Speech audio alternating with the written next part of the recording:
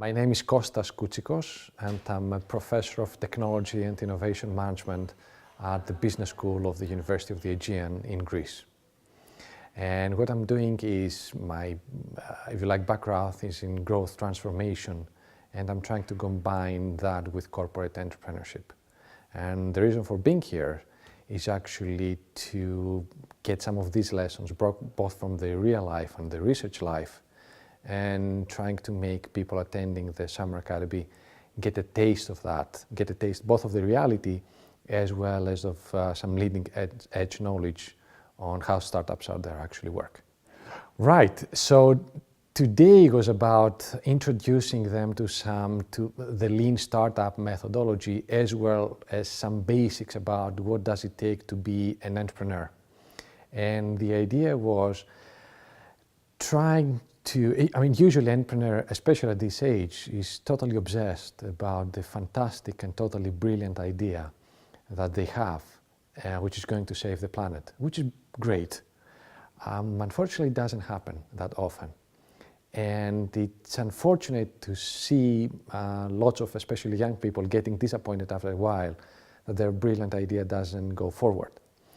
And I think it's very useful for them to understand as early as possible that really becoming an entrepreneur and having a startup and grow it is a lot of pain. And what it really takes, and first of all, is to be as disconnected as possible. And that's sort of counterintuitive. Be sort of disconnected from their idea and understand that to make it succeed, you have to be passionate about it, but at the same time, you have to realize that it's not going to work in 2 weeks and you're not going to be a billionaire in a month. But it's about being able to understand that you have to dive into it with a lot of passion and then step away from it. Take a stock about what you actually achieved, understand really the customer very well, and then go back after it.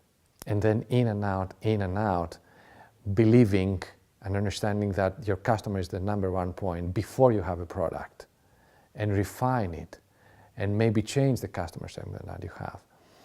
And do that at the same time without believing that, if it doesn't work, I'm dead and I'm useless and everything like that.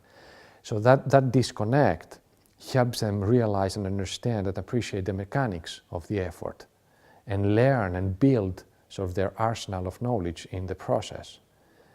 And then maybe at some point when they reach a showstopper, they believe and they understand that this is not about deleting their past, but it's about parking that, wait for the next opportunity and go after it again.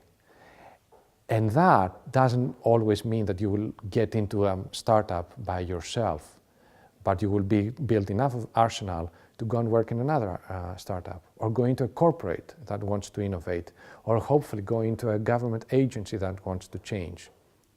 So it's a huge process about better understanding yourself, better building an arsenal of new knowledge, and extremely important in the process, build a great network of colleagues that can help you and offer you some of the knowledge and know-how you don't have.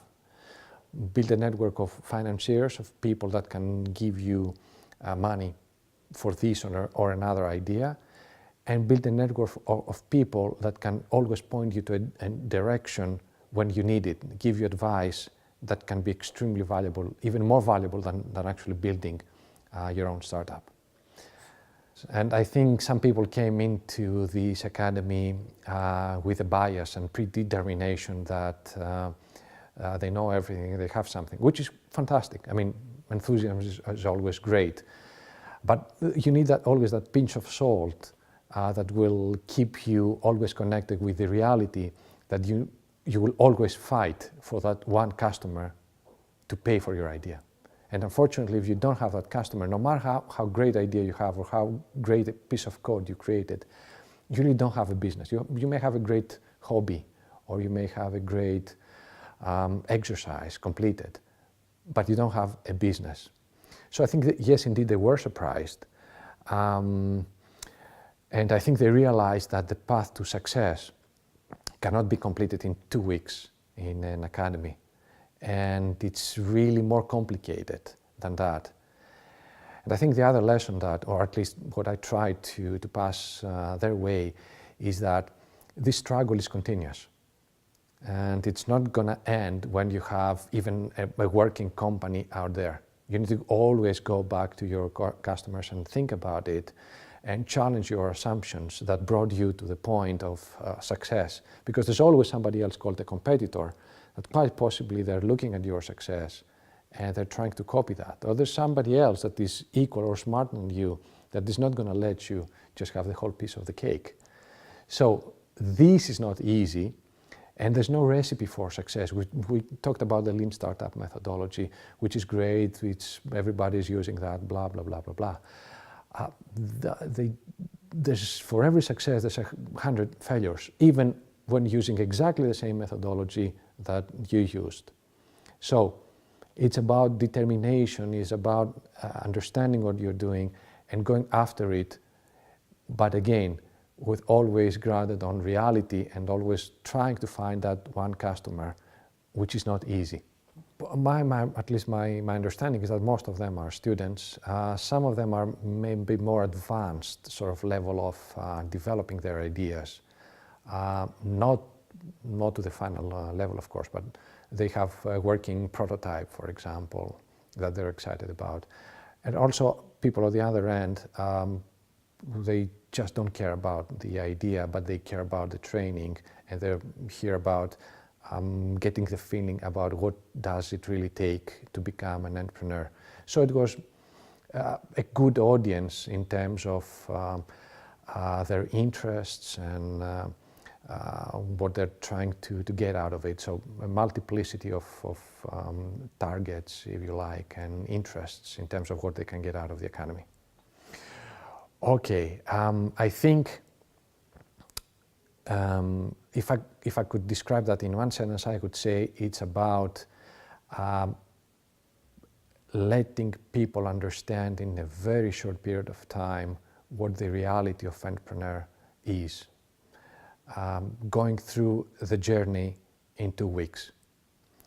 And that is not bad, because you're going to be into equal level of pressure in real world.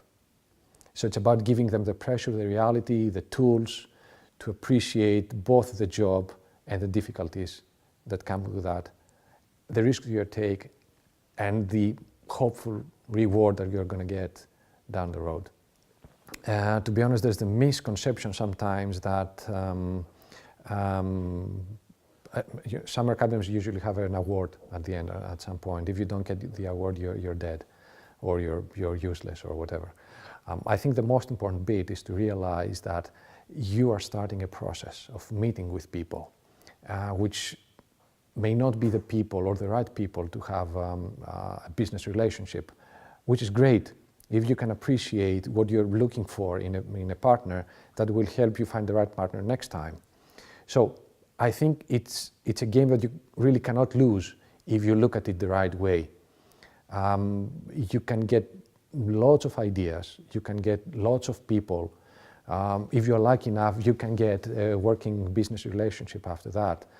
But I think that's the real philosophy of business training and for entrepreneurship. You have to appreciate and understand what's the bag of an entrepreneur, and try to put as many puzzles as you can, pieces of the puzzle as you can in that bag, ranging from an idea to the network.